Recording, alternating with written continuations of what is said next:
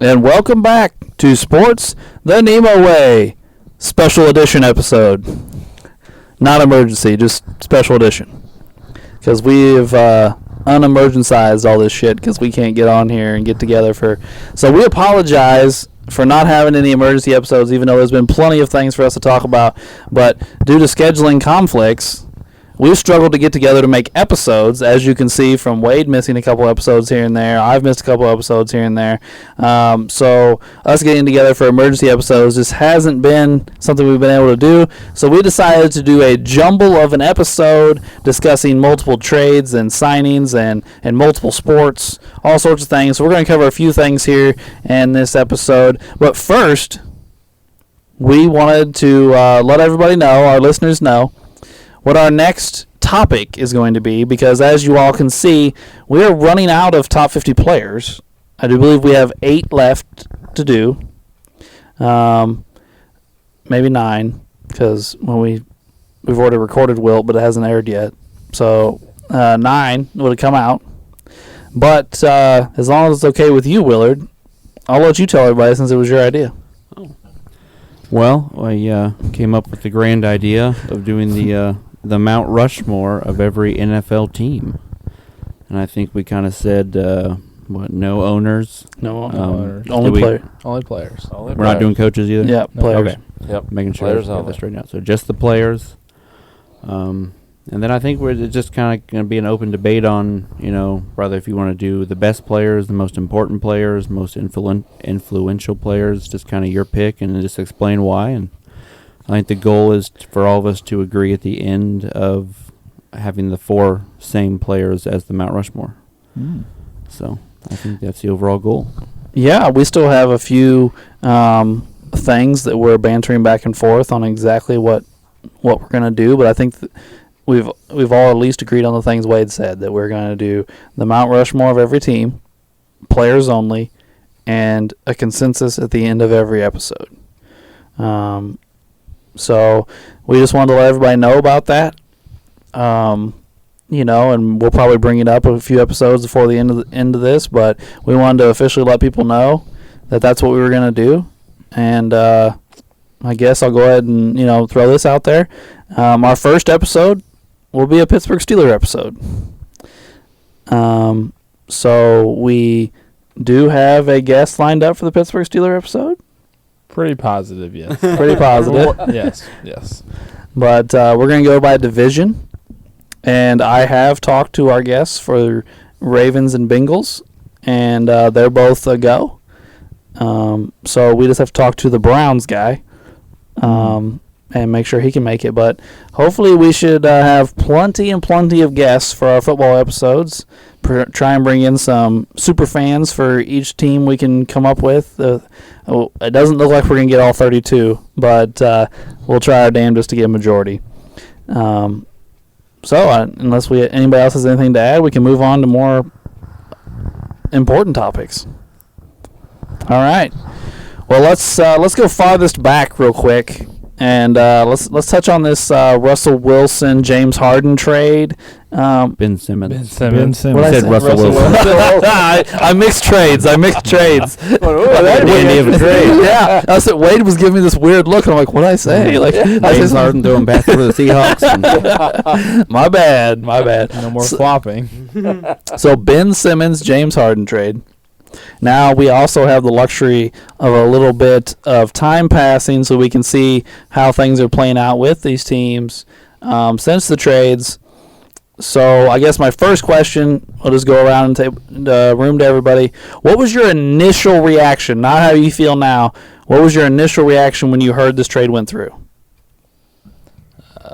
Oh my God! I wasn't really surprised, honestly, because this is basically kind of the NBA nowadays. You kind of force your way around, and I figured they'd do something with Ben Simmons before the trade deadline, and with Harden not wanting. You was talking about Philadelphia before he left Houston. I couldn't see Harden playing third fiddle for very long. Yeah. The first things that popped in my head were Daryl Morey actually pulled it off and got who he wanted after waiting all this time. Everyone was kind of shitting on him there for a while because he was blowing a lot of opportunities to get other players, and people thought he was kind of crazy. and he pulled it off. And then James Harden did it again, like for the Within second a time calendar in like year. a year. Yeah. I think it's like 13 months altogether. He did it twice. Yeah. So, but he got where he wanted to go, I guess. So. Yeah. So let's cover the 76ers side of this. You get James Harden, Paul Millsap. That's it, right? I believe so. James Harden and Paul Millsap. How does that fit with what's left in Philly? I think the Sixers are better, but they did give up some key. Curry specifically, I think, was very key to what they did on offense. That's what I thought was. And it will hurt the stretching of the floor, obviously, which is what you'll need. But now Embiid has a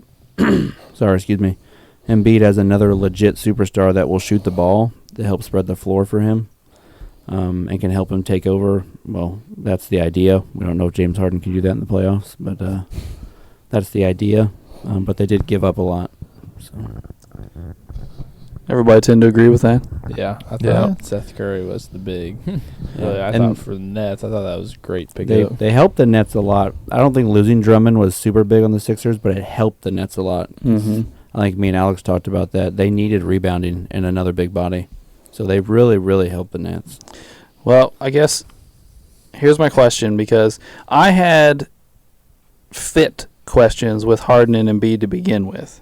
And then Harden got there, and the two of them utterly destroyed 3 straight basement dwellers. And everybody said, "Oh, championship." Kobe and Shaq. And then they've sucked ever since. Pretty much Brooklyn blew them out, and they haven't recovered. I think Brooklyn got in James' head a little bit. Yeah, he threw last night. He with just a few seconds left, they have a possession, and he just threw the ball in the stands. Okay. It does take time for this stuff to gel, though. It does. Those 100%. few games were kind of an admiration, or it's just, yeah. But I do think going forward, it'll be pretty. Their pick and roll or pick and pop will be pretty deadly. You know what one thing I think came out of this that I think is a benefit to to Joel Embiid. If they lose in the playoffs, everybody's going to blame Harden and leave Embiid out of it. It's true. Yeah. Just like they blame Ben Simmons instead of him. Right, Embiid's had some real moments in the playoffs where he's come up really small and probably cost his team some victories, or just couldn't play because he couldn't get healthy in the playoffs. But we, as a general consensus, we seem to gloss over that and blame other people around him. Simmons, Tobias Harris. Now you have Doc Rivers, who's one of the biggest choke artists as the coach, too. That's true. And now there's James Harden, who we've all, talked about how well documented his playoff struggles are.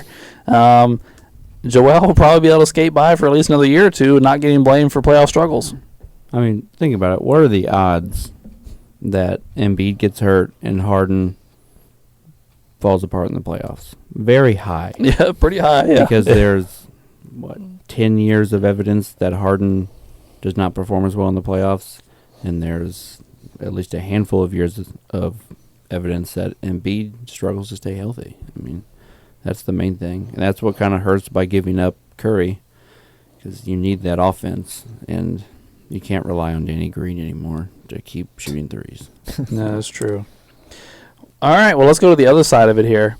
We've got Ben Simmons, the earlier mentioned Seth Curry, and Andre Drummond going the other way.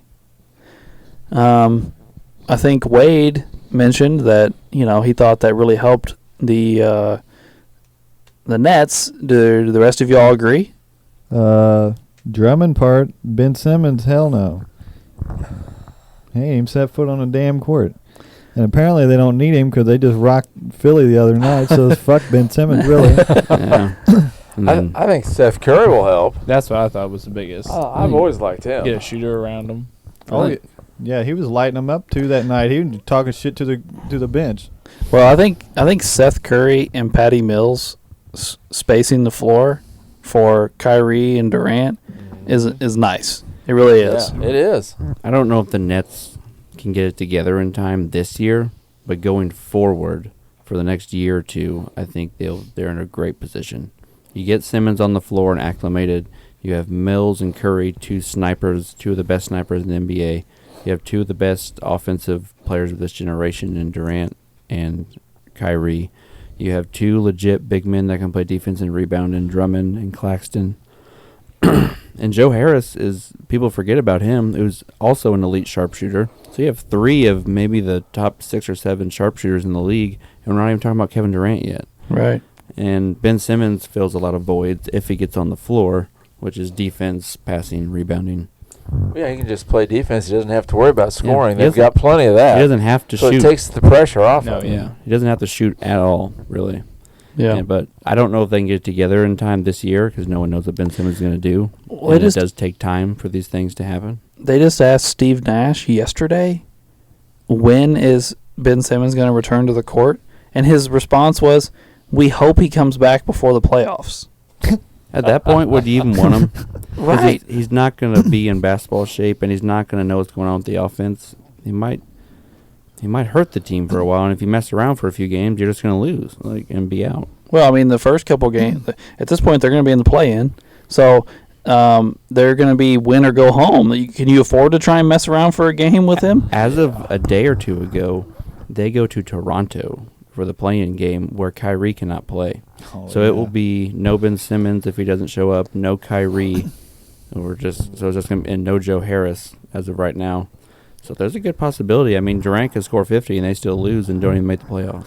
Joe Harris had to have a second surgery. He's done. He's done. So yeah, like I said, this year strong possibility they don't put it all together and might have a very early exit. But going forward, if it looks like eventually Kyrie will be able to play home games, whether if it's this year or next year. If KD can stay somewhat healthy and then Ben Simmons just tries to play, I think they'll be in very good shape.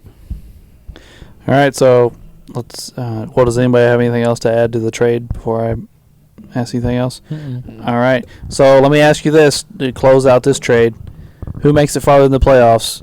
Brooklyn, Philly. Just this year? This year, yeah. Sorry. Philly. Yeah, I'm with Will on this. I think Philly now, Brooklyn long term. Yeah, I would agree with Drew. I think Philly now and Brooklyn long term. As long as no injuries happen in Philly. I think it's crazy and as functional as the Nets team has been. I think this is their identity for the season, and they're going to surprise somebody, and it's going to be a wild ride for this team. Well, obviously health plays a huge role in this, so I could just obviously this could go in the shit can because they all get hurt a lot. But I'm going with Brooklyn. I think they win at least enough to get in come out of the play-in because 2 teams come out of it, not just one. So I think they do that, and they'll either. Well, who are the top 2 seeds in the East? Miami and Chicago. No, Chicago's Oh, falling Chicago off the fell map. down. Is it the Bucks? Have the Bucks climbed back up? Bucks or 76ers, maybe? Well, 76ers lost a few. Well, recently. Doc just said the other day they don't want one of the top 2 seeds because, he didn't say it, but I think essentially because the top 2 seeds don't want to play Brooklyn. Yeah. So they may intentionally come out into the Miami third seed. won't care. Miami will play them. Oh, yeah, Miami will play him, yeah. The Bucks won't care if they're up there. But the other ones, yeah. Milwaukee's the 2 seed right now. Milwaukee. Where's 76ers? 3. They're 3. So, right, if the season ended today, Miami would play the Brooklyn, Toronto would play Milwaukee, Philly would play Cleveland, and Chicago would play Boston. Hey, Cleveland's no joke when they're healthy. Yeah. They could give Cleveland, or they could give the 76ers a nice little series. They have plenty of bigs to throw at Joel. Yeah. Isn't Allen out right now? Allen broke his finger. Yeah, he can come back from that, though. Yeah, he can come back. Yeah, they're good. Mobley's legit. He is. I like He Mobley. is. He's going to be a superstar eventually. For sure. All right. Well, let's move on from this. Is there any other basketball moves we want to discuss before I move on from basketball? Were there any other big ones we forgot about? The Lakers still being dumb. Well, the Lakers suck. I mean, I'll give you that. They're still going to make the play-in, though. Yeah, they're still in the play-in right now. I don't know how. They're gonna make the Because play-in. Portland's the team that needs to catch him, and Portland is intentionally tanking and sitting all their players. Yes. and Los Angeles is still only 3 games up on them. Trash. You know, right now, franchise. LeBron has a worse winning percentage with this Lakers than Michael did with the Wizards when he played with them. One of the Did you learn that on TikTok? No. Yes.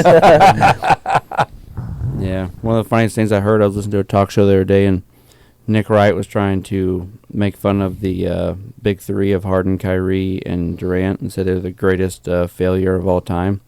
And Kevin Wilde said, well, are you forgetting about LeBron, Westbrook, and Anthony Davis? Yeah. Because that's going so well. I mean, at least the Nets, they just didn't play together. I mean, They played like a total of, what, like 19 games? 16, I believe. Yeah, I They think went it's like 16, 13 yeah. and 3, but they only played 16 games together. So they just didn't play. I mean, the Lakers have at least had some time together. Some. Yeah, I mean I think at this point they've pretty much given up. I've watched a couple of their games recently because they're on national TV every day, and even though they suck, I don't know why they don't flex some of these games out to get somebody else. Well, I'm telling you, they're setting up this narrative. I think I told you on the phone, Alberta. Mm-hmm. They've done this in football and stuff, like when the Patriots have a little losing streak, and they're going down, and then they win the Super Bowl. What they're doing, they're having LeBron. The Lakers are going to suck, and they're going to go in the play-in, and LeBron's going to go psycho, and then he's going to win the play-in, and then give someone a run for their money, or maybe win the first round, and then everyone's going to praise LeBron as the GOAT for weeks on end, and we're going to have to listen to that over and over. They're setting that up, I'm telling you. Well, I have no doubt that that LeBron could put the Lakers on his back and come out of the play-in. He could beat the Clippers and the T-Wolves. There's no doubt in my mind. Unless Kawhi comes back. Mm-hmm. Well, I've heard rumors recently that Kawhi and Paul George could both come back before the end of the season, but we're like 14 games out now. Like, if you're coming back, I think you need to be back. No, I don't think Kawhi will come back. personally. Yeah, me neither. I just want to make a nice Kawhi comment. But let's say he does that. Let's say he wins both games, ends up as the 7 seed. But then they go against Memphis, correct? Memphis. Yes. And then if Anthony Davis is playing, and they could, I mean, you still have two, when they're both playing at their top peak, top 10 players in the NBA, you can give someone a run for their money. And the Grizzlies are very inexperienced. I was to say the Memphis is very inexperienced. So they could. But Golden State's only a half game back. Golden State doesn't do well with the Lakers, though. They've struggled with them this year. I mean, LeBron, that's who he just scored 50-some against like last week, and they beat him. Yeah, but Draymond's back.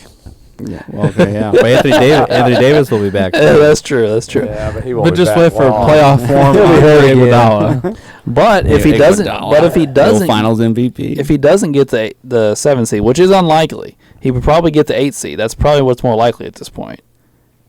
He plays Phoenix first round. Ooh. Does Chris Paul play? You're right. That's the question. No, Is Phoenix Chris will Paul torch playing? him either way, I think. I hope so. They haven't really missed a beat without Chris Paul. That's the crazy Yeah. thing. And for a little while, for like 10 days, Booker had COVID and was out, and they still won a bunch of games. This Phoenix team is cruising right now. They are. They're good. Well didn't they just oiled beat the machine. Lakers last night, the night before? Like Yeah. 40. Yeah, I watched part of that. That Really? was just embarrassing. It was bad. Oh, it was embarrassing. It was, yeah. The Lakers legit need to just sit Westbrook. Just tell him, Just fire them all and start over. just with the on-court stuff and now this off-court stuff he's trying to pull, just send him home and restart next year. I want to talk about something. This is a little off subject, still sports related though. When did professional athletes become such pussies about what's said to them in the stands? Oh, no kidding. Like, here's my thing, okay? When everybody started throwing fits about fans yelling racial slurs and that not being acceptable, I was like, okay, I'm okay with that. Yeah, I'm Like, good with that. You know, you don't want to be called racial slurs. I got you. 100%. Yeah. But now it's everything. Westbrook. Westbrook. He's went crazy because people are calling him Westbrook, and he brought his kids into it to try to get sympathy. Mm-hmm. But every major athlete has gone through that. This is nothing new or exclusive to Russell Westbrook. Did you see the Osaka girl in tennis the other day? Oh, boy. She broke down and cried in the middle of a tennis match and asked the umpire to eject a fan that yelled, "You suck." Right. Oh, yeah, If- she is so Are you serious? fragile. It's you suck? ridiculous. Kendrick Perkins said the other day on one of, he's all over ESPN. Mm-hmm. He said like when they're talking about Russell Westbrook, he says this is something you just have to get over and ignore. He said he still gets death threats because of how bad he is on 2K. Like, so people just say shit to you on Twitter. Like, nothing's actually going to happen. They're just messing with you because of a video game or something they watch on TV. Don't get me twisted. I'm not defending death threats. No. That's fucking stupid. They're not like legit death Yeah, threats. I know what you're saying, but I'm not trying to defend that. I don't want people to say we're defending death threats on this. What I'm saying is, especially as long as it boils down to something to do with the game you're playing, shut the fuck up. Nobody cares they said it to you. If they say you suck, hey bro, nice turnover, ooh, nice air ball, hey, you're a fucking terrible basketball player, you can't shoot, all those things. They say that in high school games. Exactly. Move high along. school kids can handle it. Exactly. If Move Westbrook along. would quit air banking half his shots, it wouldn't be an issue. We can make a highlight reel on him, airballing, bricking him off the backboard. The shot clock. The shot clock, He's yeah. been hitting the shot clock. It's which like is from 15 feet. Like, and you can make a whole highlight reel in over just like a week period. He does it sometimes 2 or 3 times a game. Yeah. Just like, what are you doing? And LeBron just looks at him like, what the hell did I do? Here's Yeah. here's the other thing though, and this is the LeBron thing too. Westbrook is doing the same thing LeBron does on defense, and LeBron throws temper tantrums about it. Like, two of us can't not play defense and just play free safety. Like, just leave my man and go do whatever I want, and my man scores, and then I'm going to yell at Westbrook and give him dirty looks. But when my man does it 4 or 5 times a game, scores on a dunk because I didn't guard him, nobody better say a fucking word to me. Right. And, when they won the title in the bubble, defense was the thing. They were actually playing defense. That's what Vogel That's gone out the specializes in. window. Yeah. Vogel's a great defensive coach, but you have to have players that I feel bad for capable him. He's getting of doing crap. that. Yeah. He got dealt the Lakers roster. Like, when Anthony Davis doesn't play, holy cow, they're bad. Like, wow. That's a real bad roster. And it's partially LeBron's fault. Yes. It's Rather if people want to, the LeBron lovers want to admit it or not. He has been responsible for his roster for I don't know how many years now. At least since post-Miami.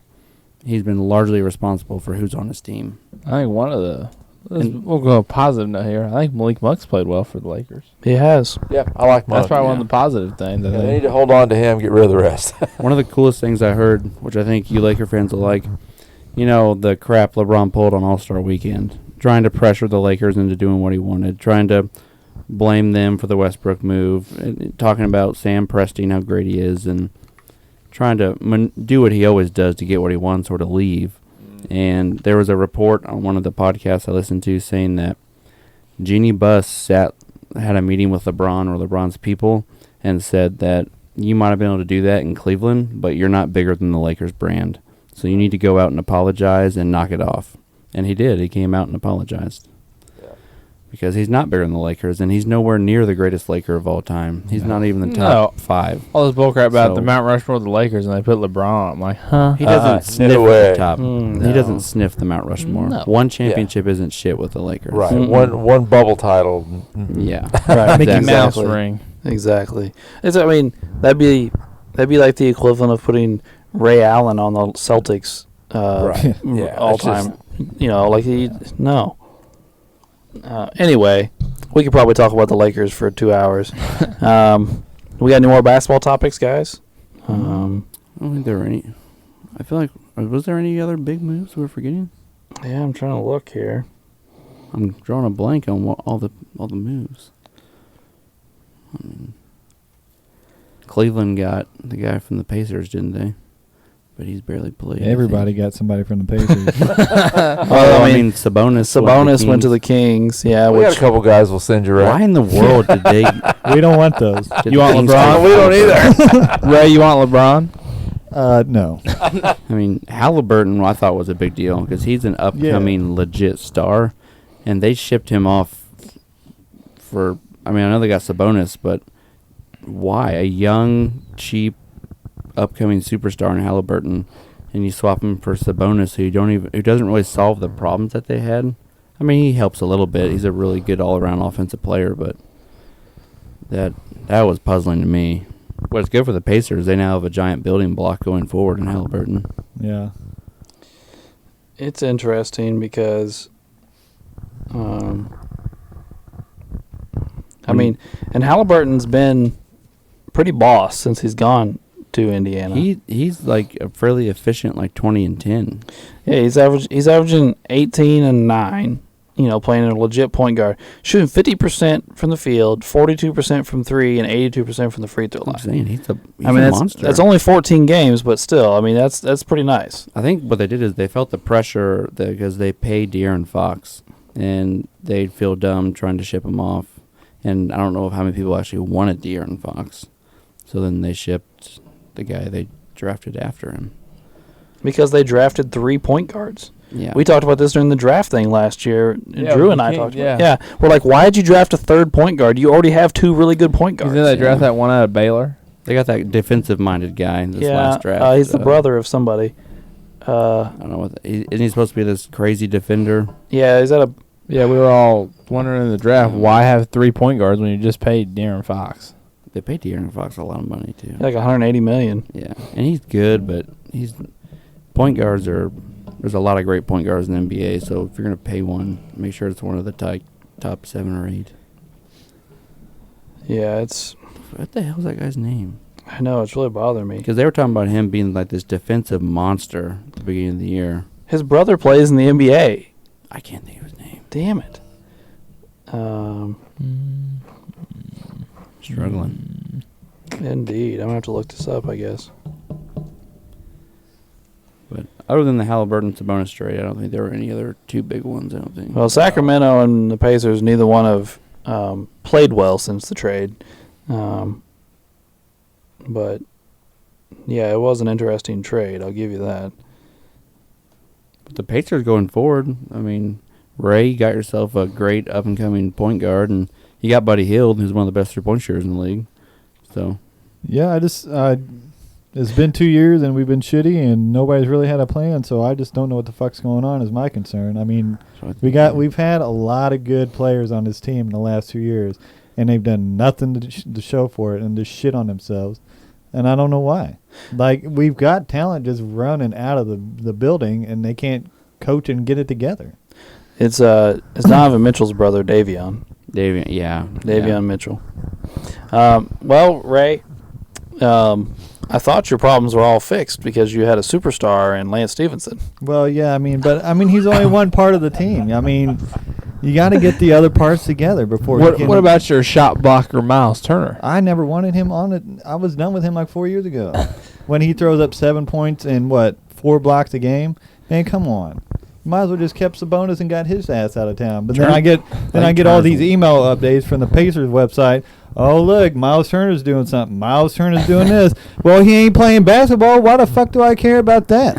Well, he is hurt. That's true. Hasn't Miles Turner wanted to leave for like 3 years? Yeah, and I thought that's who they were going to trade, but they ended up trading LeVert and fucking Sabonis. But he wanted to be traded because he didn't want to play with Sabonis. And so now they've gotten rid of Sabonis, so he says he's happy. And, it wasn't anything against Sabonis, but, essentially he's like, well, now I'm just a spot-up shooter because Sabonis can't shoot, so he plays on the block all the time, and so I have to stand out in three-point land and be a catch-and-shoot guy all the time. The thing that confuses me with Turner the most, he is super talented. He's maybe the best shot blocker in the NBA. He's obviously huge and athletic. Why does he not rebound? He does not rebound. I don't understand it at all. But I don't know either. I thought once your team got a superstar, Ray, I thought it was over from there. I know, but then, Lance Stevenson can't check all the boxes like we all hope. And which box is he checking? Don't worry about that. They're on my list. Oh. I can't show you that. That's super secret to the organization. Is he coming on your top 50 list at the end of the year? Well, we'll see at the end of the year. Well, I'll give you this, Ray. Over the last 10 games, Lance is averaging 6 points, 1 rebound, and 1 assist. Shooting, like I said, shooting 37% from the field. Sounds like Charles Oakley. Everybody needs a Charles Oakley. Mm-hmm. Oh man, Never. No. No, I'm not gonna say it. I think we've beaten the NBA to death at this point. All right, so we changed to football.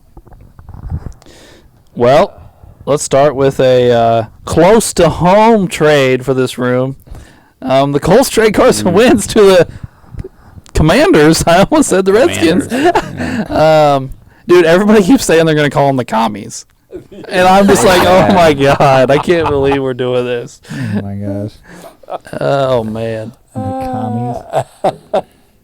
Oh, boy. So, Colts fans? Takes? I mean, I didn't really care that we traded Carson Wentz, to be honest, but I thought we'd do it if we had a plan. I know. That's what I was And thinking. We obviously don't have one. Yeah, I was say who Right is now. the Colts quarterback? Sammy Heisman, Sam Right. Ellinger. Oh, God. Oh, that's right. They got Ellinger, don't they? He's our And what's the other kid? Eastman or something? Eason. Eason, yeah. Yeah, he's the one that came in for Wentz in the Rams game and threw an immediate interception straight to Jalen Ramsey to lose the game. Yeah. So I kind of remember that. that's promising. I kind of remember that. Yeah, I'm sure you would as a Yeah. Rams fan. Yeah. But Well, the Rams appreciate him. That's my thing. Obviously I still pay attention to Wentz stuff, but just watching it from the outside, looking in, I was like, this seemed like I'm mad. I want to throw a temper tantrum and get this guy out of town, but I have no plan to replace him. And now our quarterback situation is going to be worse because of it. Yeah, I thought we had a plan, or else why get rid of your starting quarterback? But from what I've heard in different reports, after Wentz's performance, after collapsing at the end of a few games, and then his performance against the Jaguars and Raiders, Jim Irsay said that he's not allowed to play another down for the Colts, so get rid of him. He tweeted it. Yeah. So when the owner says that, you just Well, gotta get rid of after him. the season, after Jim Irsay tweeted about it, Carson Wentz requested a meeting with Jim Irsay, and Jim Irsay said no. Yeah, so that was over. But Okay. I have one glimmer of hope. The Falcons have said they are somewhat open to trading Matt Ryan. If we can get Matt Ryan, I think we'll be really good, because all we need is a quarterback and maybe another weapon, like a wide receiver. But we can maybe get another wide receiver and go for Matt Ryan. But you're never going to be able to sign a receiver if they don't know who their quarterback is. Right. hey, I got the solution to the problem. Well, actually, I've got two. Okay. Get Matt Ryan. Julio Jones was just released. Sign him. Then you go got the Falcons and Indy. I like wide receivers that play. I was going to say, Julio will give you a cool 4 games. Yeah, that's right. Yeah. I don't think he scored a touchdown last year. I think he played like 8 games and had no touchdowns. One of the best catches of the year, too. Yeah, I'd be okay with someone like Jarvis Landry. We get a really nice possession receiver, give us 70, 80 catches underneath. I think he's going Great third down receiver. Then we got Pittman over the top. That'd be enough when we have the best running game in the league. I Good mean, thing. for something like that. I mean, we still have like a top 10 to 12 defense, great O-line, best running back in the league. Didn't you guys lose a couple guys here recently? I mean, one a of few. didn't one of your offensive tackles leave? Well, one, I hope. He's terrible. Oh, okay. Well, we lost. Doyle left, right? Doyle we got retired. We got Mo Alley Cox, so Yeah. he he just signed. He's too. solid. He's about the same as Doyle. But we had was it Costanza? Oh yeah, the center. He was our tackle for like a decade, and then he left at the end of last year. And then we signed Fisher from the Chiefs as a replacement, and that went extremely poorly. And then so we had to replace him anyway. Hopefully he's the one that left, but Well, I think Landry might go to the Chiefs. yeah, I think they lost Pringle, or at least he's a free agent. They lost They were trying to get Amari Cooper. They were in the reports for Amari that whole Cooper. trade with the Cowboys and Amari Cooper calling Dak Prescott the black version of Kirk Cousins. I mean, is it that far off? I mean, Kirk Cousins puts up good stats and doesn't win playoff games. And that fool Kinda what just Dak got does. paid again. It's ridiculous. Yeah, he just got paid 1 year, what, $35 million? Yeah. So stupid. But yeah. So my glimmer of hope, But again, though, Kirk Cousins is better than half the quarterbacks starting in the league, and they didn't have a better plan, so they just said, we'll Right. sign you to a 1-year deal. So, well, we can, he's average, so. Yeah. we just need a decent quarterback and we'll be fine. Someone who doesn't we had old-ass Phillip Rivers who couldn't throw it more than 30 yards, and we won like 10, 11 games the year before and made the playoffs. And almost beat the Bills. Baker Mayfield. That's not the answer. You don't have to look any further than the Rams to see what you. Yeah. I mean that's. We were in your shoes. We had a lot of good stuff there, but the quarterback couldn't get it done, and so they may have mortgaged a lot of draft picks, but they got a Super Bowl. I do not want to pull a Cowboys when they had that amazing offensive line and they squandered it, and it's been on the way down for a couple of years because they squandered it not having a good defense, and Dak was kind of up and down, and now Zeke is not Zeke anymore, and we're in that territory where we might ruin our offensive line. Well, the window is not open long. You better hit it hard. And right now our defense is above average. We've been I think they said either top 10 or top 12 2 years in a row. We have the best running game in the entire NFL. We just need a quarterback. Well, and I do not want Jimmy G. I swear to God, if No, we get they Jimmy just, G, they just said today I'm going to lose the it. 49ers restructured some contracts, so they're able to keep Jimmy G for another year. Keep him. So what are the Falcons going to ask for Matty Ice? I don't They have know. to sign Deshaun Watson first. Right. Yeah. What do you Well, think they'd ask? even going forward, they've lost everybody, and they're not.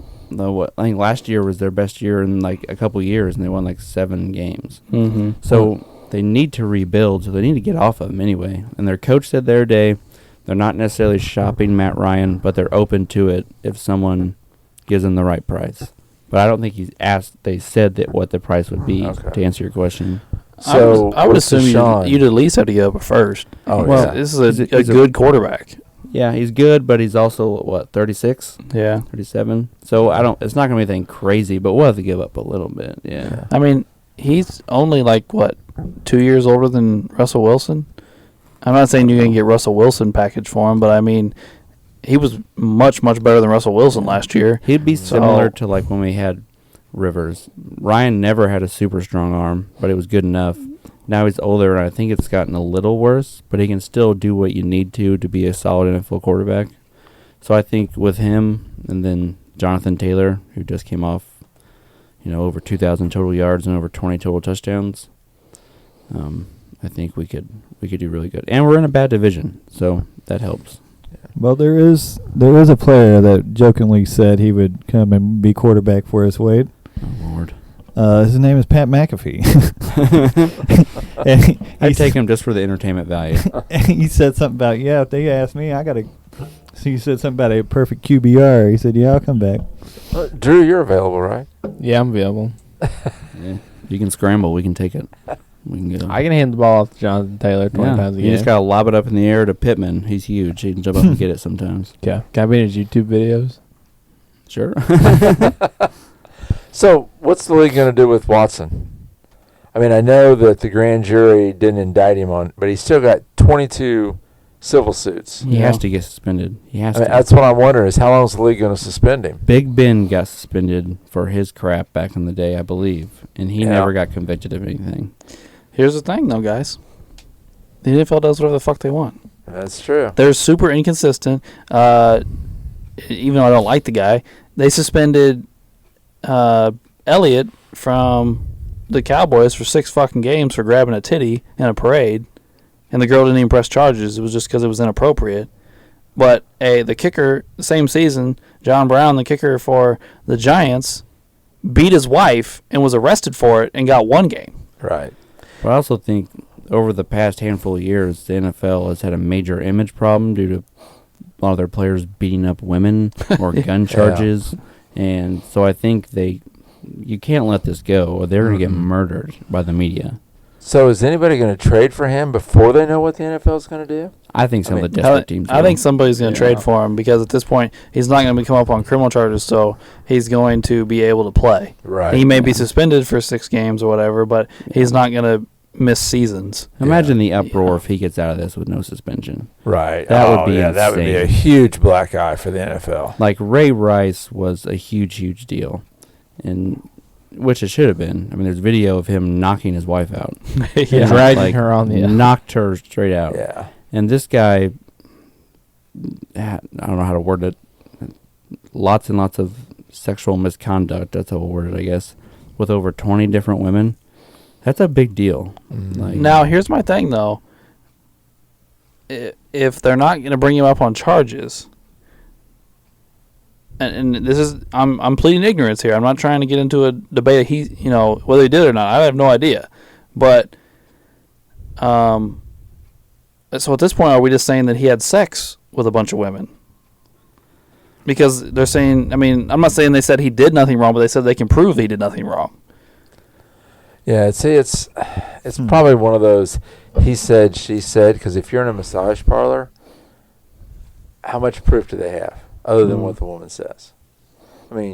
Kraft got actually videotaped, but he got it thrown out on a technicality.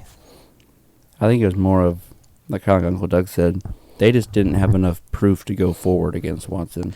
I don't think it's necessarily they can prove he didn't do anything. Right. Civil suit has a much lower threshold for guilt. Right. I'm not disagreeing with anything y'all just said. I'm just saying but it can go the other way, though, too. We don't know that he did it. Well, oh, yeah. No, you know what I'm saying? right. So, But I don't know how hard you can come down on for something you don't know if he did or not.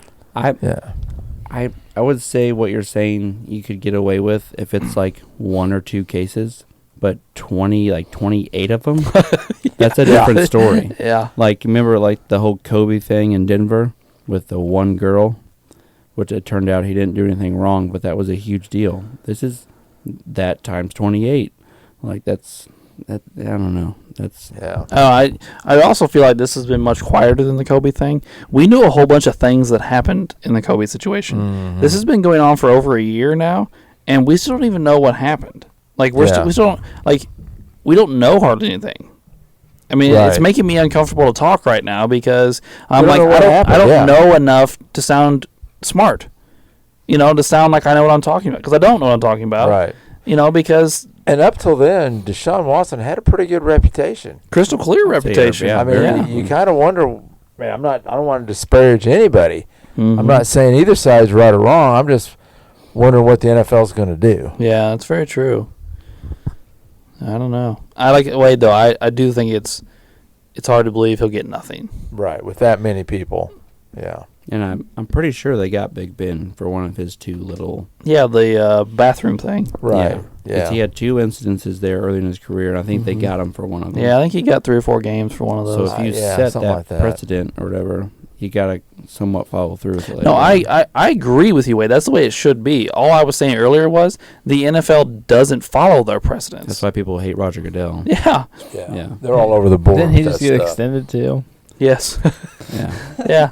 He's not well liked, but whatever. Well, let's move on to something more interesting in Deshaun Watson's cases. Russell Wilson was traded. He and a 4th round draft pick was traded to the Denver Broncos for 2 firsts, 2 seconds, a 5th, Noah Fant, a good defensive lineman. His name escapes me. Shelby Harris, thank you. And Locke, their starting quarterback. So a huge package going back the other way. Even if you don't like the package, it's still large as far as they got a bunch of things. So I guess I'll do the same thing I did with the last thing is, what was your initial thoughts when you saw this trade? I thought it was a good deal for Seahawks, honestly.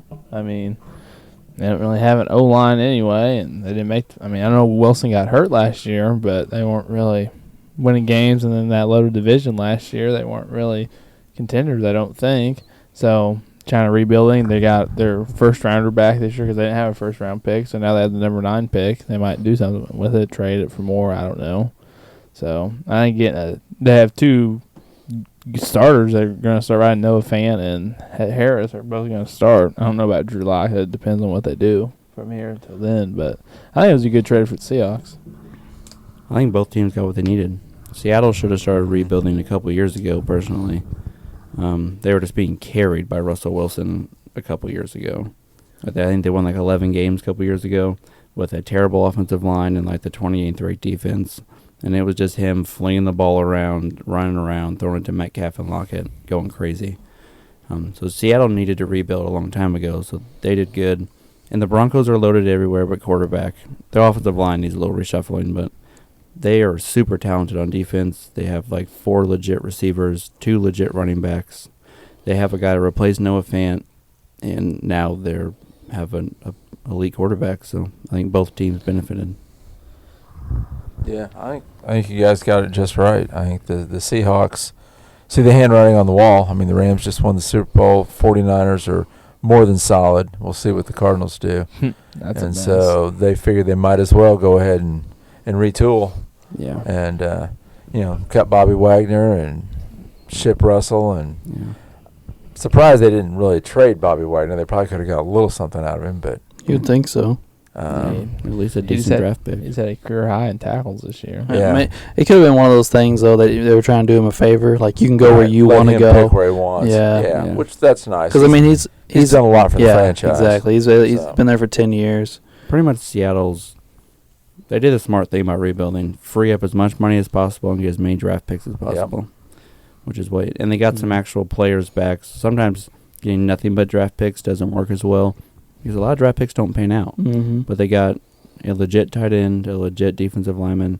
So even say which they are kind of bad at drafting, say most of those draft picks go to, aren't much, they at least got something out of it going forward. Yeah. Well, and by rebuilding, that that it's going to be a couple of years. They bought themselves a couple of years' time. By then, the Rams, the lack of draft picks and everything will have caught up with aging them. players. Age of the players and contracts. And the 49ers can go either direction. We'll see what Trey Lance and Jimmy G and everything's going to happen with that. So Seahawks could be setting themselves up to be pretty good in a couple of years. Really, the 49ers, they've had 2 really good seasons and 2 or 3 really bad seasons. So you don't know what you're getting. They got to stay healthy. Shanahan's career winning percentage is like 43%. It's not as good as people make it out to be. But Speaking of the Rams, Whitworth retired. I figured that was coming. That solves a big chunk of their salary cap thing. Yeah. His salary pretty much covers what they needed to get under it. I think they also cut Johnny Hecker today. Yeah, the punter. They did. I think those 2 moves right there gets them under the deadline for the. But are you going to be able to replace your starting left tackle? They already signed him. No boom. Oh, okay. Yeah, they already signed the. It was the guy they drafted a couple of years ago, and they've been grooming him to take over. And they just re-signed him the day before, and they re-signed their center, too. They did lose Vaughn, though, today. Yeah, that hurts.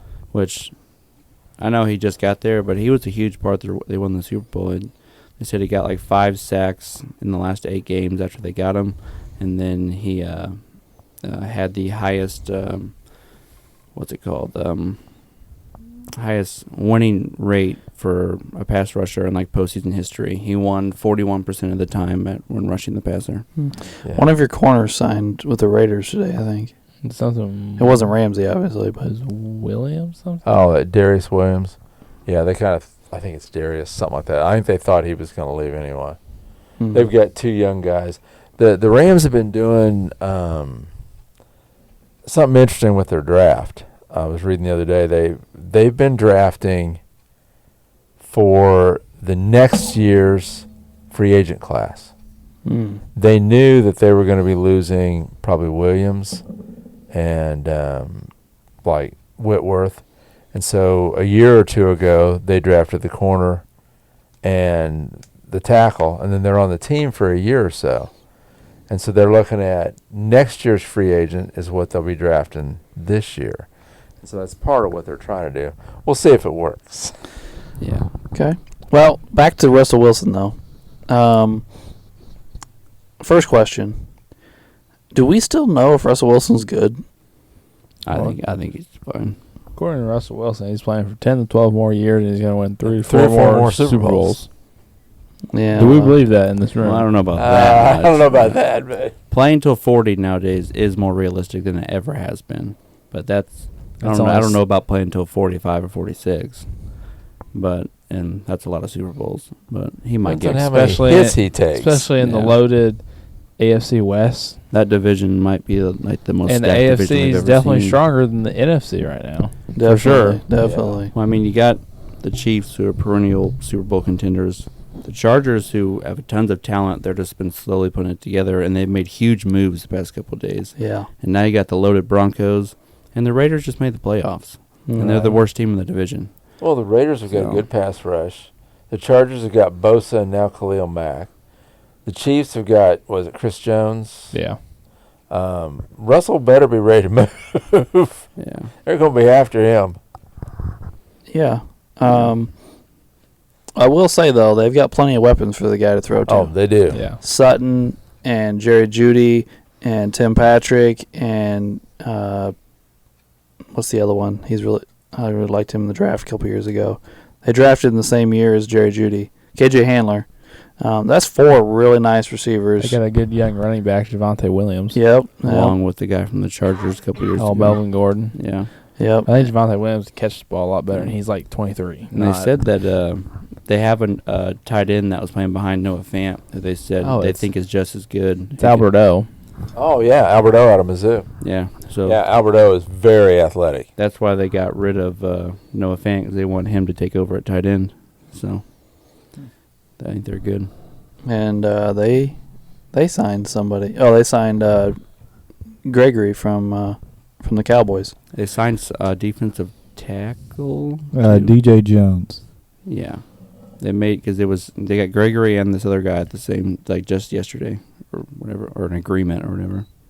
So they've even updated their already stellar defense. Yeah, I mean they were able to keep their great DBs out of the trade. You know, Surtain and Simmons. Simmons is a monster. I mean, Surtain's going to be really good too, but I think another thing it's going to be kind of fun to watch Russell. Almost his entire career with Seattle, they constantly, because of Pete Carroll, they were the kings of run on first down, run on second down, and then try and throw a Hail Mary. If they can actually let Russell Wilson run a regular offense, I think it'd be very, very beneficial.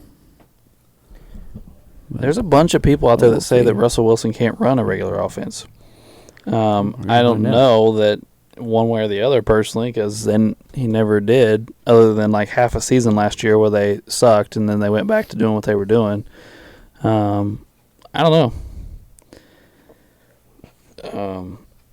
Do I think Russell Wilson's going to win 3 or 4 more Super Bowls? No. Do I think he's going to play 12 more seasons? Nope.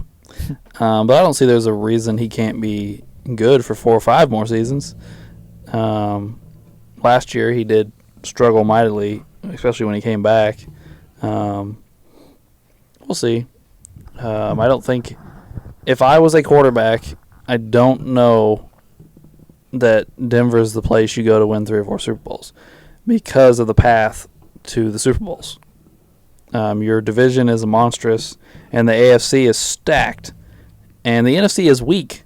Why not push for a trade to an NFC team? I think that's why Brady came back. Brady's like, all the talent's leaving the NFC. I'm coming back. Just got to beat Rodgers. Yeah, and Rodgers and Rodgers falls apart in the playoffs every year. So you got probably the Rams for another year or 2. Yeah, that's true. Yeah, the Packers are, with them re-signing Rodgers, they're going to be hurting here in a couple of years. They got a year or 2 to win the Super Bowl, just like the Rams do, and then it's going to fall apart. So and Devontae Adams said he's going to refuse to play under the tag.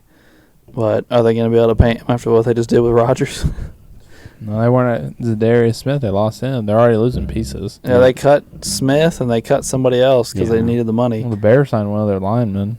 I think it was one of their guards. Yeah, I think they'll still be really good next year, maybe the year after, and then I think it's going to slowly start falling apart. The Chiefs might do the same thing. Yeah, because they might be losing Tyrann Mathieu. I think Tyrann Mathieu is going to leave. I don't know that. Well, they signed Justin Reed to replace him, so Matthew's gone.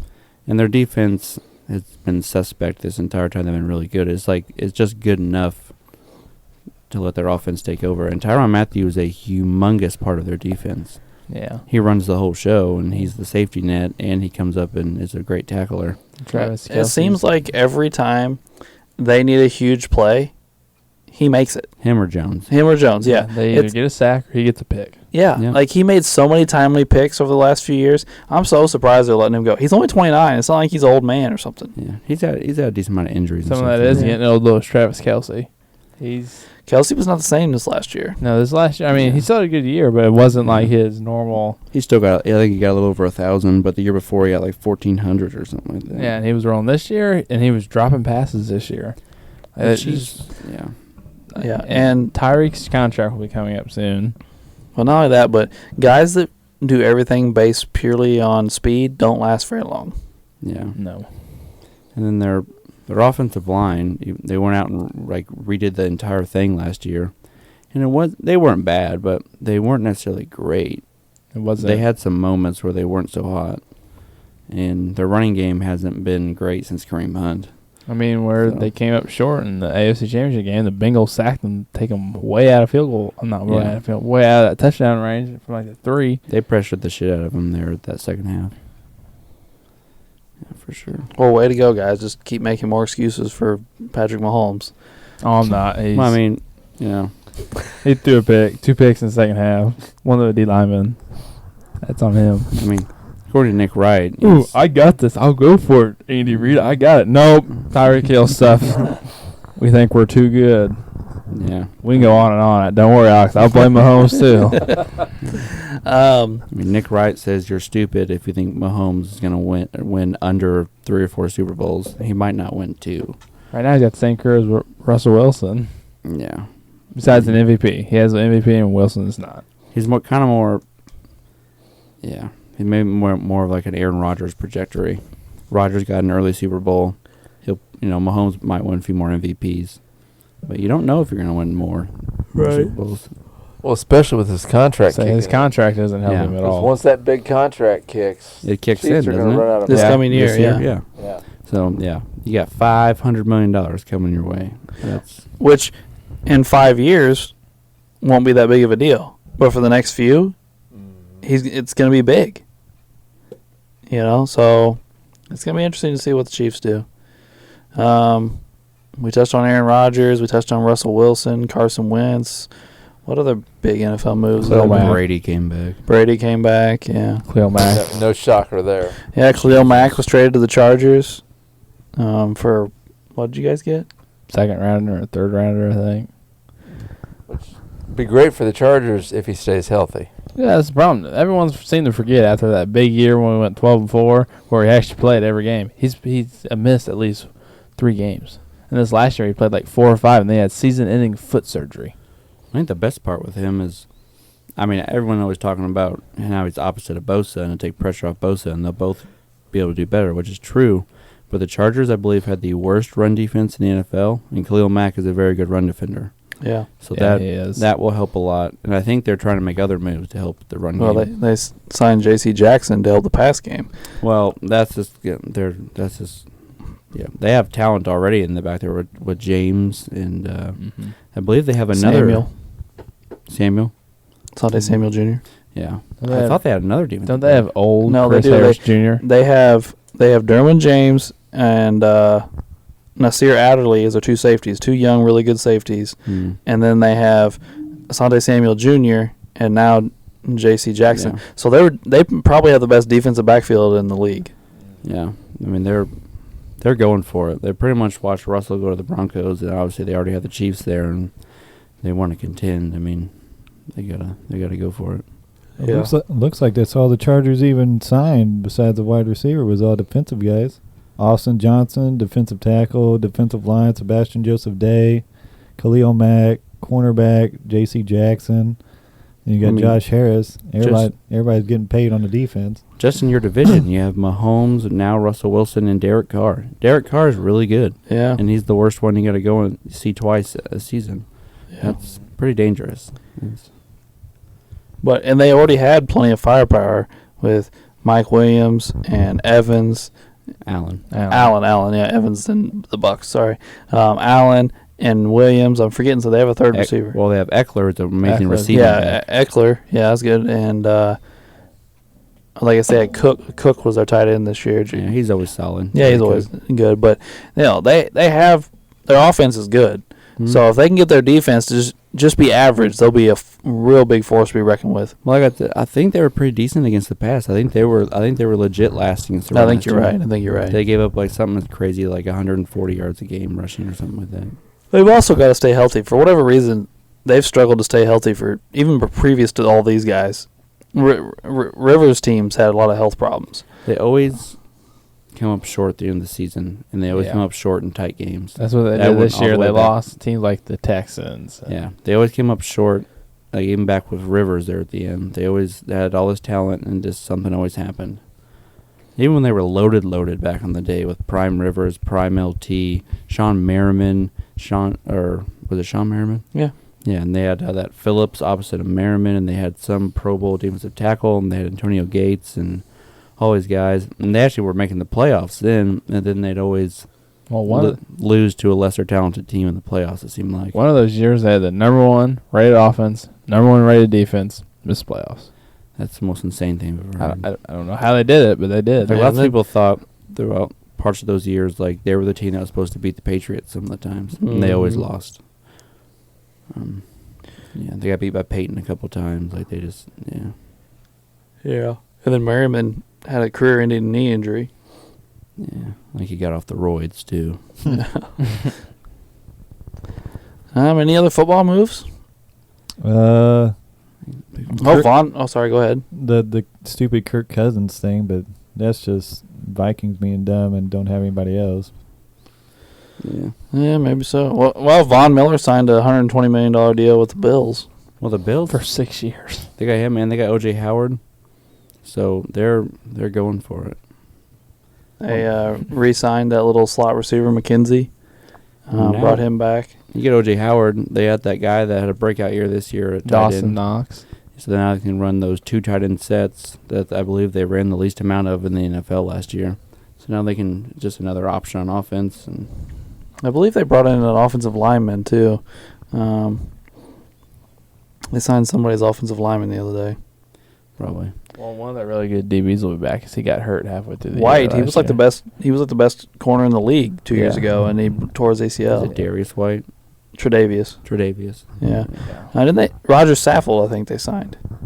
Yeah, from the Titans. Yeah, I think. Yeah, originally with the Rams, then I think he went to the Titans, and Mhm. I think you're right. I think they did sign Saffold. Mhm. The Bills are dangerous, man. I mean, Mm-hmm. They should have beat the Chiefs. They should. Yeah, they should have, yeah. They messed that up. If they would beat Well, the Chiefs, they were going to beat the The Bengals. league's got to fix the overtime rules. well, the Colts and the Eagles both put in for it as a rule change. Good. Good. I mean, just give each team the ball. See what happens. Yeah. Yeah, it doesn't have to be as complicated as people want to make it out to be. They're like, well, the games might go on forever. They'll score and they'll score and they'll score. That's not how football games go. No, that's not how it works. So all you got to do is give the other team a chance. If the other team scores a touchdown, then they don't score a touchdown, it's over. Yeah. Coin flip should not decide. Bill Simmons has this idea, and I think it's kind of interesting. I don't know how interesting it would be on the field, but I think it is interesting in the theory that the first team gets the ball, and they get a chance to go score. And if they score, let's say they score in 10 plays, the other team gets the ball with a chance to score, but you have to score in 10 plays or under, or you lose. Okay. I That'd like be it. interesting. Yeah. Yeah. I'd be so mad if I was the other team and they score in one play. They return the kickoff or something. Yeah, like, oh, here's the Yeah, kickoff, guys. You got to do like- At least you get the ball. Yeah. Or at least like Mahomes throws it to Tyreek or something. I'd be so mad. Honestly, I was terrified in the playoffs because after the Bills game, I thought the Chiefs were going to get the Bengals in overtime, and I was like, Yeah. no. Well, The Josh, Bengals- Josh Allen tweeted something about, sorry, Bengals fans. Yeah, I was like, oh my god, they're going to get two in a row in overtime, And then Mahomes throws a pick. Yeah, I was like, thank God. The only time I've been happier than that was when Tom Brady threw a pick against the Colts in the playoffs. I was like, yes. But now he's back. Yeah, I gotta go through that crap again. Just go away. Jesus. But he loves you, Wade, been like- with all his heart. This will be like the 23rd year I had to watch this man. Well, I seen today that he and LeBron have been speaking Oh my God. about, and I guess Brady messaged LeBron and said, "Hey, like, since we're both the goats of our sports, like there's nobody left to compete with in our own sports, so we have to compete with each other." And then This You know. is the stupidest thing. And then like LeBron was balling out so much with these 50-point games that Brady felt pressured to come back. If I'm Michael Jordan, I'm Wade's face right now is just like, what the fuck? Let's send LeBron to Tampa Bay to play tight end. That's fine with me. I don't care. LeBron can leave. Oh my gosh. He's ruined my Lakers. I can't wait for this fucking LeBron episode. Like, do we Oh my want to do a God. 20-minute tangent? LeBron's not the GOAT. Like, I've got the, We will eventually. We've got a LeBron episode and a Jordan episode That's coming right. up. We It's got plenty coming. of time wait, for that. you missed it. I've got TikTok stockpiled on how Jordan is better than LeBron. it shouldn't be a conversation. A He's Hall not of even- Fame player. He's not even in the number 2 conversation. I think is pretty obvious, but whatever. It's Well, on a cool Mm. note, Bill Simmons' book of Basketball 2.0 now has this brand new section they're doing that's going to Mhm. be badass. I'm guessing you, I listened to it, yeah. yeah, with what's her name? I forgot it. The Jackie Boston lady, McMullen. Jackie McMullen, running the show, and it's about pretty much the greatest teammates ever, and they're getting. Like, I think she interviewed all the greats. She said Jordan's a huge part of it. She got him to fully cooperate. Bird's in it. Parrish, McHale, Dr. J, Russell. Russell, Bill Yeah. Russell. Like, she had all these Yeah. people to talk about, being a teammate and chemistry and their relationships with their rivals and passing the torch on to other players.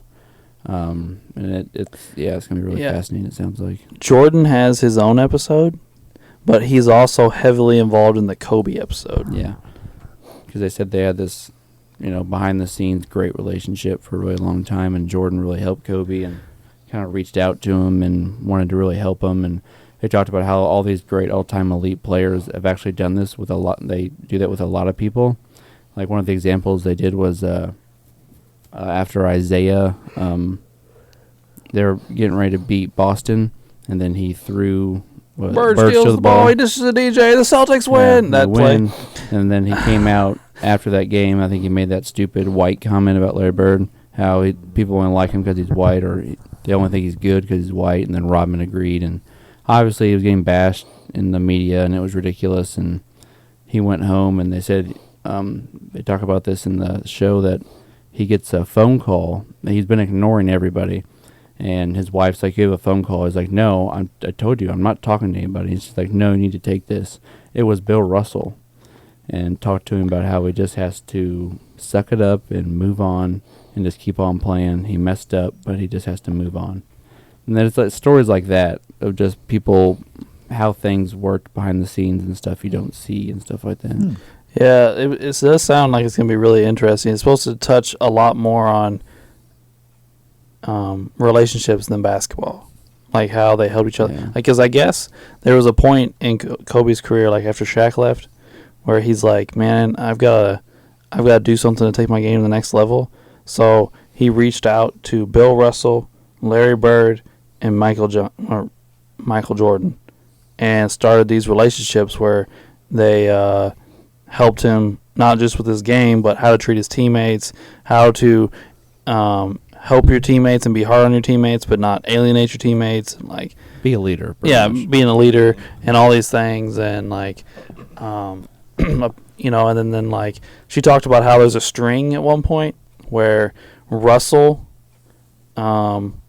tutored Doc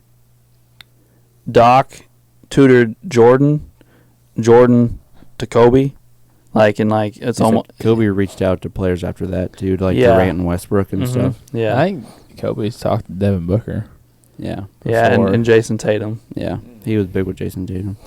The most fascinating part about all that, though, going back to LeBron, they were talking about how all these players, if you're this upcoming superstar, a lot of the older greats will reach out to you.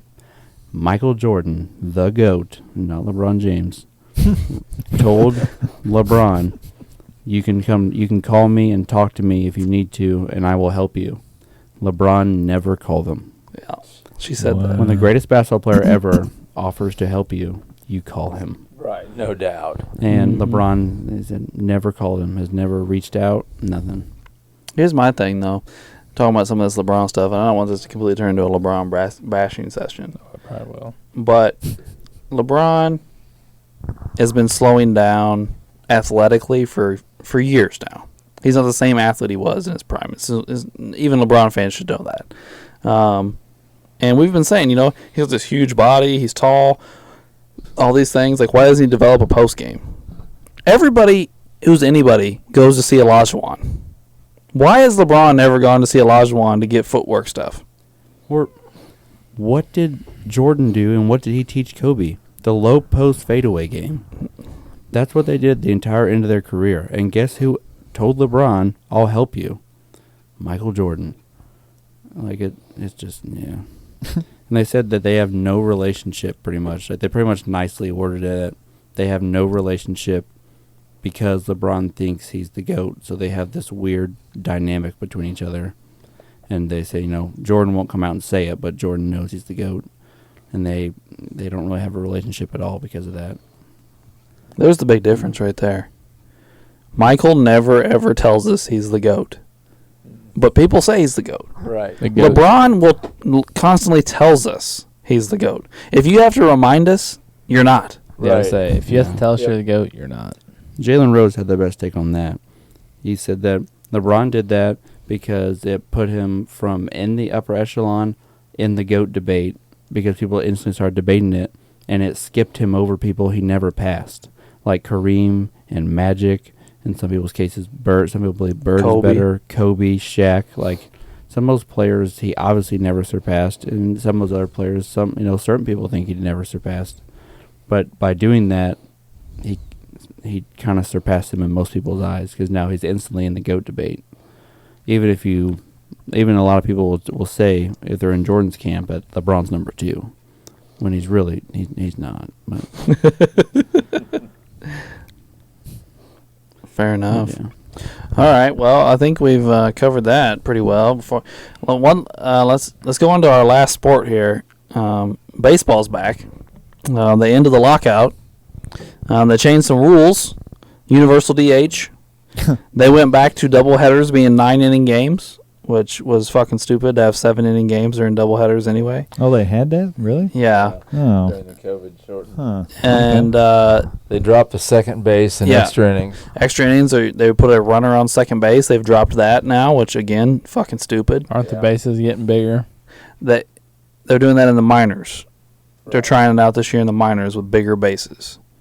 Is that to prevent injuries or something? It's to help prevent injuries and to encourage base stealing and trying to stretch things and everything because people aren't doing it enough. But clearly all it states is the baseball has no idea what the fuck their sport's doing because they're telling their players not to steal bases. They're telling their players not to stretch things because the entire sport now revolves around trying to hit a home run. Oh, now they can't do the shift. Oh, and they banned the shift, which I actually do like personally, banning the shift. Why do you like that? What's up? Why do you like the banning of the shift? Just because I want more action in baseball games. Yeah. Right now, I love baseball, but right now baseball can be hella boring because you'll go inning after inning after inning with no hits because everybody's just coming out of their shoes trying to hit a home run, and nobody's putting the ball in play. Nobody's stealing any bases. Nobody's going first to third. There's no plays at the plate. There's no double plays because nobody's ever on. And if you make it so they can't shift, balls are going to get to the infield. There'll be maybe not as many as I would like, but there will be runners on. There'll be things going on. My big question is, obviously the shift's been really popular for a while now. Why can't these major league hitters just slap a ball oppo and get on base? That was my thing. They're too. major league hitters. Why You can't do that. they? Why can't they just hit that huge hole? I feel like it should be simple for a major leaguer. I know pitchers are amazing and it's hard to hit it, but if you're a professional and some of these guys specialize in contact, I know some people are trying to hit home runs like Alex said, but in some cases just be intelligent and just smack it opposite field real quick and you'll easily get on base. Well, I'll give you the answer if you'd like, because I've said that for years. Because it used to crack me up because Big Papi would come up, and they shifted Big Papi for years, and he would bunt to third base until they moved the shift, and he'd get on every time. He'd be batting 100. It's not exactly a speed demon. Exactly, but there's nobody on that side of the field. Nobody there, yeah. You know, but I used to say, why can't, even if it's not a bunt, you just can't slap the ball the other direction? And like I can't remember who it was. Somebody last season bunted to third and got a double because everybody's on the other side of the field. Mm-hmm. So that's my thing. But the way analytics views it is if I'm a pitcher and I give up a single, that's good for me and bad for you. Singles are bad. Singles are like stolen bases. They're bad. You have to be trying to hit a home run. That's why they still continue to pull the ball. That's why they still continue to try and hit and not opposite field when they shift on them, is because analytics say you have to try and hit a home run on every play. So is analytically, or people like, I'm really asking because I don't keep up with baseball as much as you do. So do they think like someone like Ichiro, who 80% of his hits of his entire career were singles, is he just worthless? Ichiro, Tony Gwynn, Wade Boggs, all those guys like that, they weren't good baseball players. Because Ichiro literally just hit singles straight up the middle and stole bases. Yeah, that was bad baseball. It was because people were stupid and didn't know what they were doing back then. But we all watched back then. Yeah. No, I used to listen to. Okay, so I used to listen, like The Ringer has all their different divisions of podcasts. And I listened to the Ringer NFL show. I listened to the Ringer NBA show. I used to listen to the Ringer MLB show.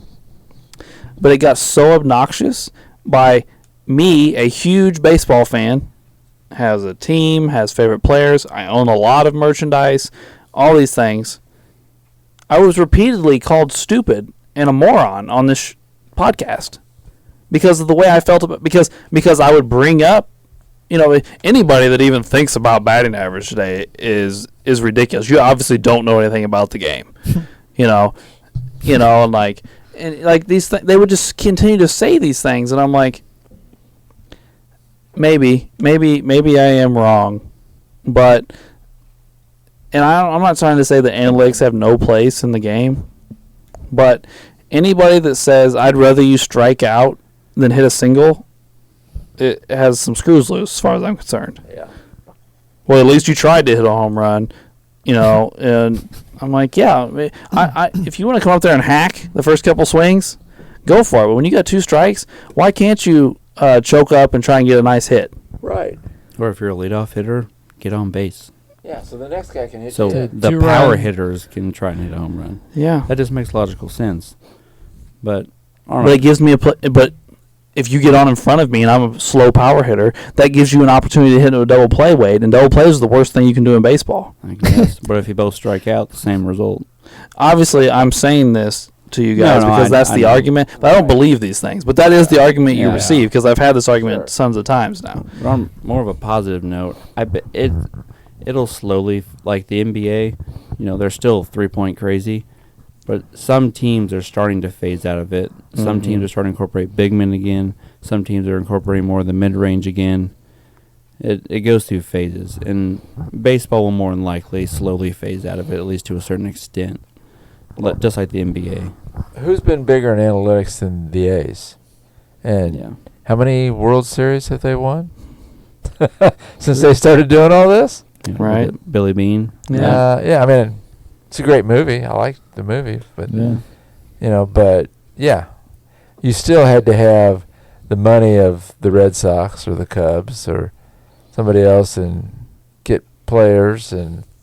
Well, didn't the Red Sox use that somewhat of that? And then they did use some analytics. Yeah, sure. But then they went out and got like Manny, and it was that plus getting Right. superstars. Use it as a complimentary thing, not totally driving. We But surrounded Poppy and Manny with high on-base percentage guys. But because that's what analytics were back then. On-base percentage, not batting average. I was to ask.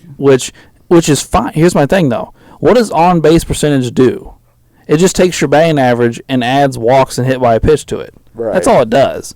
So what I'm saying is if I take guys and make them get on base all the time in front of these two superstars, we're going to drive them in. Right. The point we just tried to make. Yeah. Get my leadoff hitters on in front. Only we said, hey, we'd like you to hit 300 instead of we want an OBP of 375. What I was going to ask was, and when all this started, is I remember reading or listening to someone about it. They said, like, you had Poppy and Manny and you had some star pitchers and stuff, but a large part of the team was, like, Euclid and Bill Miller, Bill Miller, Kevin Millar, Todd Walker, they were really, Trot Nixon. Yeah, they were really good about walks and sacrifice flies and all the little stuff. Like, not just trying to. None of them were big power hitters.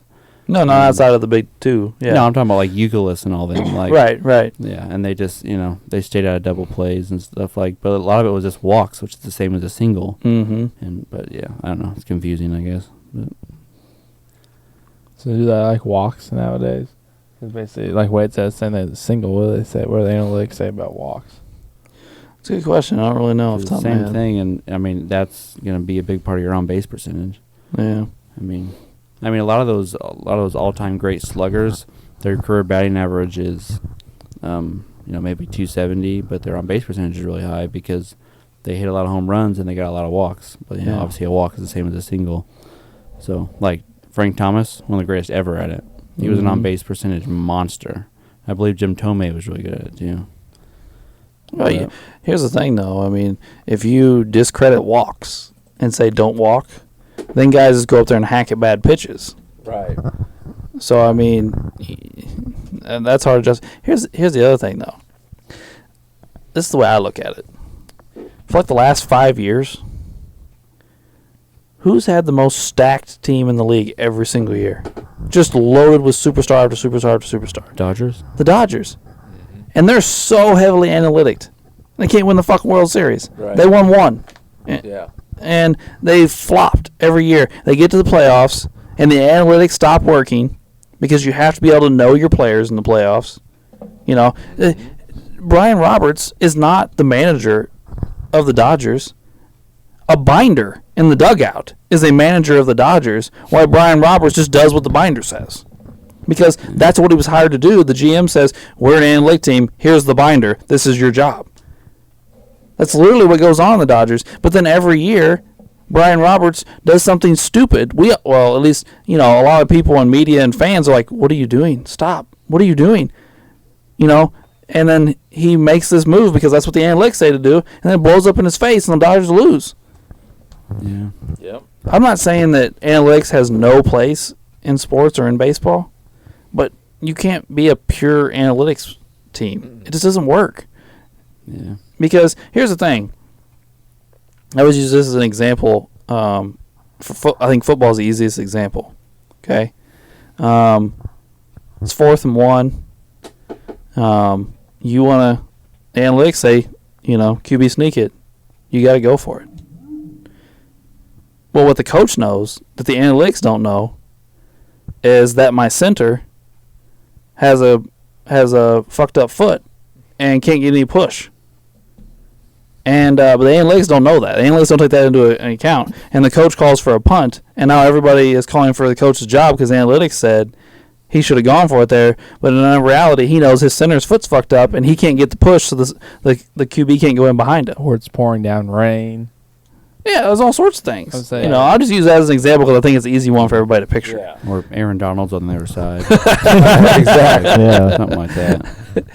Oh, man. But on like a little different note, besides analytics, you see the Rockies signed Chris Bryant to a monster contract? I just said that to these guys. Yeah. I don't know what the fuck the Rockies are doing. Chris right. Bryant hasn't been really good in a few years. They trade Aaron Donald to the Cardinals for nothing. And then get Chris. Wait, and they let Trevor Story, their second best player, walk in free agency without offering him a contract. Yeah. And they, shit, I forgot my other part. But now you're going to sign Chris Bryant to a really big contract? What the hell is your plan here? I don't get it. I don't know, but I found that very confusing. They said during 1 month of the year, he batted 119 for a whole month. It was like June or something. He had 9 hits. 9. And that inspired you to just give him like $160 million or whatever it was. But 7 years, 182. 182. But if you're Chris Bryant even, why do you want that? I mean, maybe it's way more than anybody else offered you, so more power to you. But if it's not, why would you go play in Denver? Well, I guess you can jack up your home run totals in the thin air. Well, they've taken that out though. They got that humidor now. No. I don't know. And then the Braves got Olsen. The Braves got Olsen, but they left Freddie Freeman walking. I don't understand that at all because they gave Olsen $180 million, first off, so why can't you pay Freeman? But second off, Freeman has an MVP. He was the best player on your championship team. He's been there for like 9 years. Like, why are you letting this guy go somewhere? I don't know. I mean, Olsen is a beast, though. Oh, I like Olsen. I'm not against Olsen. But now the DH is league-wide. Let Olsen DH and Freddie Freeman play first. Yeah, I mean, I don't know what their money situation was, but I just saw that was that was probably like the biggest move in the past day or two. That and Bryant. Yeah, and the Suzuki guy, the big Japan guy, went to the Cubs. Oh, well, just Cubs. And the Cubs let all their players go last year, so Yeah. who knows? Anyway, baseball's back. I know I just bashed baseball for a little while, but I'm gonna watch baseball. I enjoy the shit out of watching baseball, but they seem to be a little tone deaf right now, and it's irritating me. Yeah. Yeah. Like Wade said, hopefully it'll circle around and they'll come out of it. All right. Well, do we have any more stories we need to talk about, guys? Anything else? No. I don't think so. All right. Well, hopefully we covered everything we needed. I'm sure we left out some signings and things that are just a little more minor. We want to touch on some big stuff, touch on some things that we really did miss. We hope we got to everything you needed or you wanted to listen to. Just another reminder about our football topic for you to be looking forward to coming up in, 2 months. But thanks for tuning in to Sports the NEMO Way.